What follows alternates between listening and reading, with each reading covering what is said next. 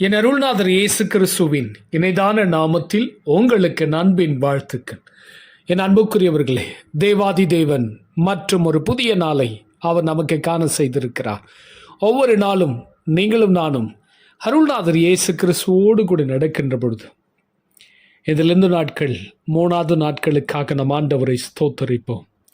வேதம் சொல்லுகிறது, லூக்கா எழுதின சுவிசேஷம் 8ஆம் அதிகாரம் 50வது வசனத்தை வாசித்து பார்ப்போம்.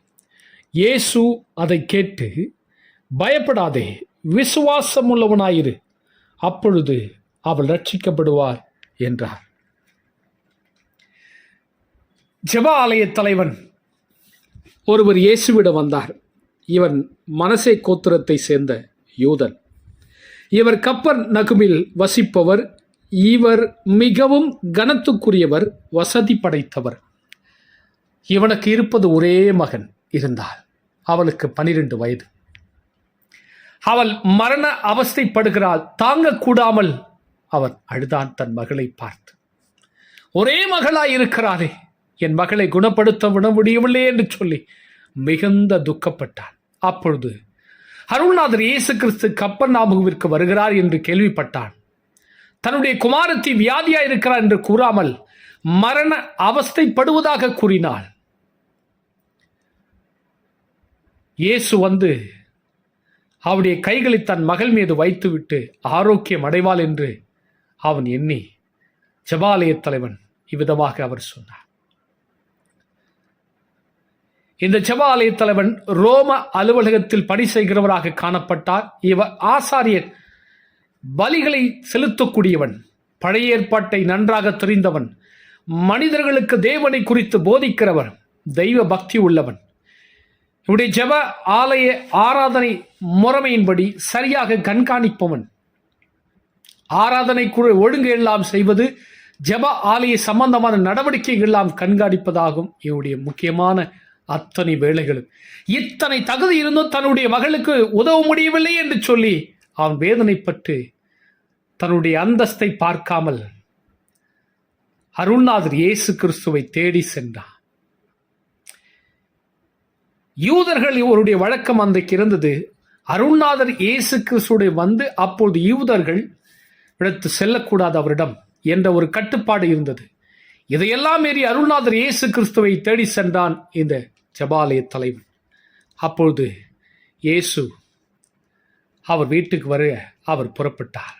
புறப்பட்டு வருகிற பொழுது வழியில் பெரும்பாடுள்ள ஸ்திரீ அன்றைக்கு அவருடைய வஸ்திரத்தின் ஓரத்தின் தொங்கலை தொட்டு சுகம் பெற்று கொண்டார். அநேகர் அந்த இடத்தில் ஒரு சம்பவம் நடந்து விட்டது என்று நாம் வேதத்தில் அறிவோம். தாமதமாகிவிட்டது. அந்த தாமதமான சமயத்திலே எவரின் வீட்டிலிருந்து ஒருவர் வந்து சொல்லுகிறார், போதுவரை வருத்தப்படுத்த வேண்டாம், மகள் மரித்து போய்விட்டாள் என்று சொல்லி. அந்த தகப்புடைய உள்ளம் எத்தனை வேதனை அடைந்திருக்கும் சற்று யோசித்து பாருங்கள். அப்பொழுதுதான் அருள்நாதர் இயேசு கிறிஸ்து எவரை பார்த்து சொன்னார், பயப்படாதே, விசுவாசம் உள்ளவனாயிரு என்று சொன்னார். என் அன்புக்குரியவர்களே, நம்முடைய வாழ்க்கையிலும் கூட சில சமயங்களில் நமக்கு வர வேண்டிய ஆசீர்வாதங்கள் தாமதிக்கலாம். நம்முடைய இல்லம் சோர்ந்து போகலாம். எல்லாம் முடிந்து விட்டது சொல்லி நினைக்கலாம்.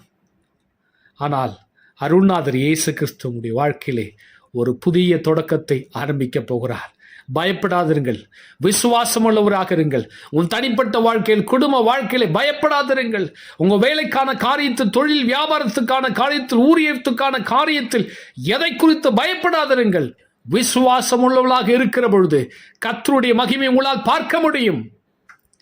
எவர் வீட்டுக்கு அருள்நாதர் இயேசு கிறிஸ்து சென்றார், எவரின் மகளை உயிரோடு எழுப்பி திருமண தகப்படுத்தலை கொடுத்தாரே, அதே அற்புதத்தை உங்கள் வாழ்க்கையில செய்வார். என்னென்ன ஆசீர்வாதங்கள் வாழ்க்கையில் வர வேண்டிய தடையா இருக்குதோ அத்தனை தடைகளை மாற்றி இயேசு உங்கள் அருகில் வருவார், உங்களுக்காய் அற்புதங்களை செய்வார். ஜெபிக்கலாமா? பரிசுத்தமுள்ள என் பரம பிதாவே, இந்த மகிமையான நேரத்திற்காக உமக்கு ஸ்தோத்திரம். இந்த காலை பொழுது நம்முடைய வார்த்தைகளை கேட்கிற ஒவ்வொரு பிள்ளைகளுக்காக நன்றி சொல்லுகிறேன். எந்த காரியத்தை குறித்து பயப்படாத விசுவாசம் உள்ளவர்களாக இருந்து உம்முடைய மகிமையை பார்க்கும்படி செய்திருளும் ஆண்டவரே. உம்முடைய தனிப்பட்ட வாழ்க்கை, குடும்ப வாழ்க்கையுடைய வேலை ஸ்தலத்தில் ஆண்டவரே, படிக்கின்ற இடத்துல, தொழில் வியாபாரம் செய்யக்கூடிய கர்த்தருடைய நாம மகிமைப்பட உம்முடைய பிள்ளைகளுக்கு அற்புதத்தை செய்யுங்க. இந்த நாள் உபவாசம் இருக்கிற ஒவ்வொரு பிள்ளைகளை பலப்படுத்துங்க. உம்முடைய கிருபை அவர்களை சூழ்ந்து கொள்ளட்டும். இந்த வார்த்தை கேட்ட ஒவ்வொரு பிள்ளைகளுடைய ஆவி, ஆத்மா, சரீரம் தாழ்கைக்கு ஒப்படுக்கிற இயேசு கிறிஸ்துவின் மூலம் வேண்டிக் கொள்கிறேன் பிதாவே. ஆமேன், ஆமேன். என் அன்புக்குரியவர்களே, பயப்படாதிருங்கள். என் ஆண்டவர் உங்களுக்காய் அற்புதங்களை செய்வார். God bless you.